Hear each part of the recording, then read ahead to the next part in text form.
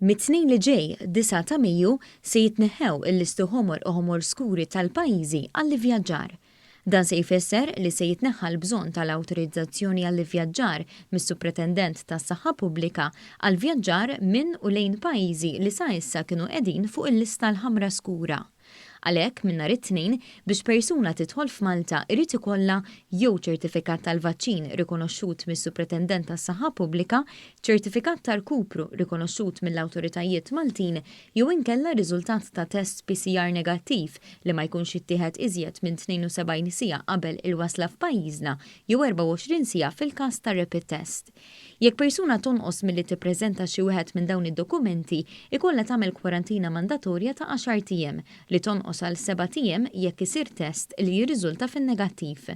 Tfal ta' taħt is-6 snin m'għandhom għalfejn jippreżentaw l-ebda dokument. It-tneħħija tal-listi tal-pajjiżi qed issir wara li aktar kmieni din il-ġimgħa tneħħa wkoll il-bżonn li persuna tippreżenta l-formula magħrufa bħala Passenger Locator Form meta tivvjaġġa lejn pajjiżna. Fis-stqarrija Deputat Prim Ministru Ministru tas-Saħħa Chris Fearn saħaq li din il-mixja lejn in-normalità qed isir b'responsabbiltà u bis-saħħa tal-programm tal-vaċċinazzjoni. Bħalissa persuni li għandhom iktar minn 65 sena qed jirċievu ittra b'appuntament biex jekk iridu jieħdu t-tieni doża tal-booster tal-vaċċin kontra l-COVID-19.